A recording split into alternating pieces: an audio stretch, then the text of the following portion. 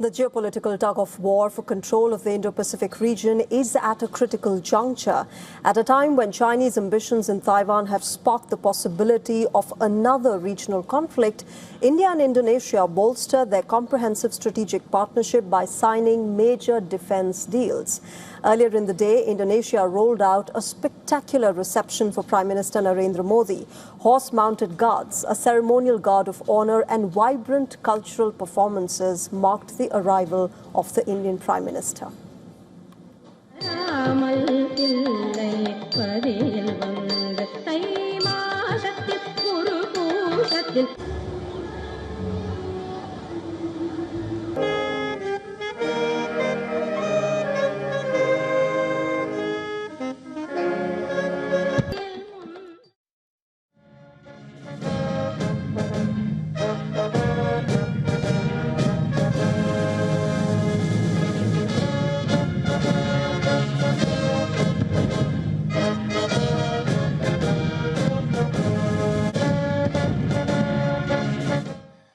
Indonesian President Prabowo Subianto personally received the Prime Minister, and both leaders even shared a warm hug before embarking on the bilateral talks.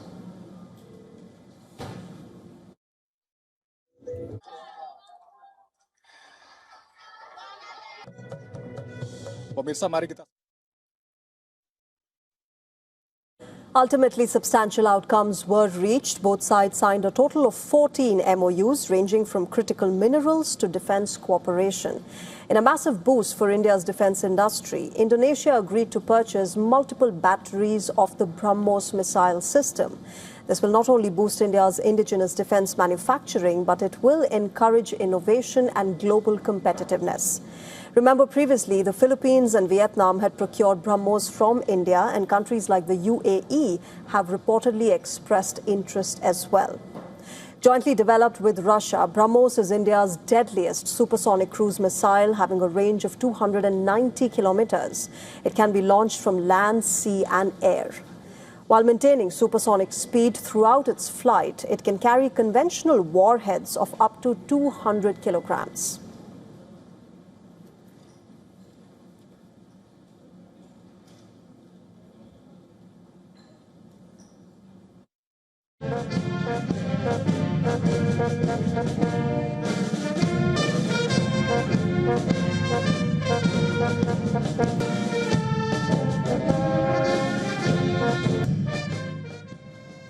Both sides also inked an air-to-air missile cooperation agreement. While no specific missile was mentioned, it is speculated that Indonesia may also buy India's indigenous Astra missiles, which have a range of up to 110 kilometers. Now, these are advanced air-to-air missiles developed by the DRDO. They have a range of up to 110 kilometers.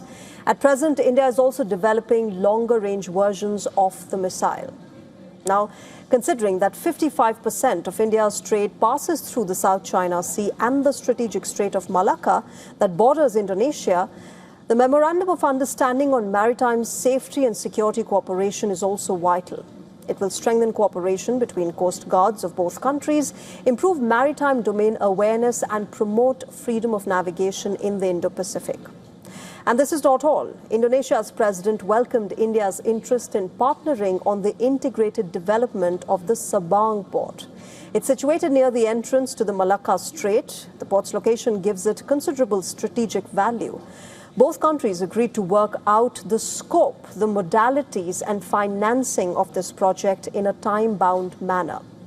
Such a partnership can boost flow of people and commodities from India's Andaman and Nicobar Islands and provinces in Indonesia's Sumatra Island. Such an arrangement would also provide India greater maritime access and presence in the Indo-Pacific. Both sides also committed to enhancing the bilateral trade that reached $28.15 billion in 2024-25.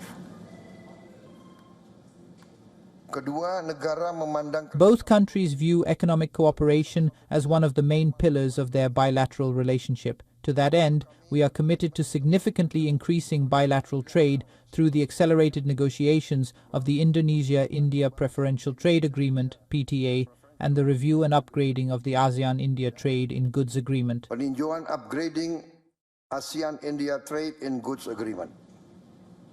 Meanwhile, Prime Minister Modi received a warm welcome at the Indonesian Parliament as well, where he later delivered a speech stressing that the India-Indonesia bond is rooted in the legacy of the legendary epics Ramayana and Mahabharata.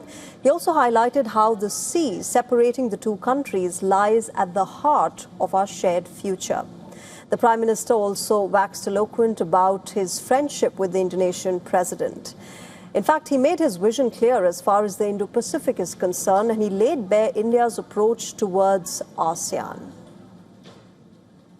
Bharat free, open और inclusive Indo Pacific का प्रबल समर्थक है। Bharat Indo Pacific में freedom of navigation की बात करता है। इसके लिए हमने आसियान को केंद्र में रखा है। हमारी एक्ट ईस्ट पॉलिसी भी आसियान सेंट्रिक है। Critical minerals also featured at the top of the agenda. Both countries signed a pact for the development of rare earth magnets, which aims to advance cooperation and diversify supply chain in rare earths and critical minerals. They also signed a separate MOU on cooperation in the field of minerals, which is likely to boost investments in India's mineral and mining sector. In fact, a stainless steel slab manufacturing facility will also be set up in Indonesia. Both countries, remember, made a set of other announcements as well. For instance, India will help conserve and restore Yogyakarta's Prambanan temple complex, which is Indonesia's largest Hindu temple site. The PM will visit the UNESCO World Heritage Site on Wednesday this week. Remember, India and Indonesia also agreed to celebrate the enduring educational vision of Rabindranath Tagore and Indonesia's first education minister, Ki Hajar Dewantara, in 2027 through multiple initiatives. The other key outcomes included setting up an IIM Bangalore branch at Indonesia's Singasari Special Economic Zone and further cooperation between the election commissions of both the countries to enhance the use of technology. PM Modi was also conferred with Indonesia's highest honor, Bintang Adipurna of Republic of Indonesia. This is a medal for his role in strengthening the ties between both the countries.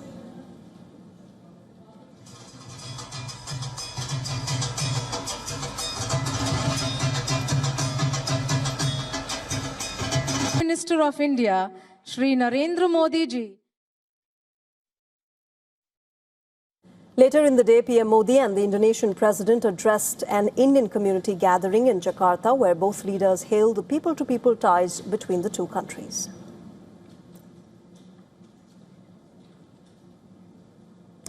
From today's agreements, it is amply clear that for India, stronger ties with Indonesia are also about reinforcing a stable, rules-based Indo-Pacific where maritime security remains a key concern.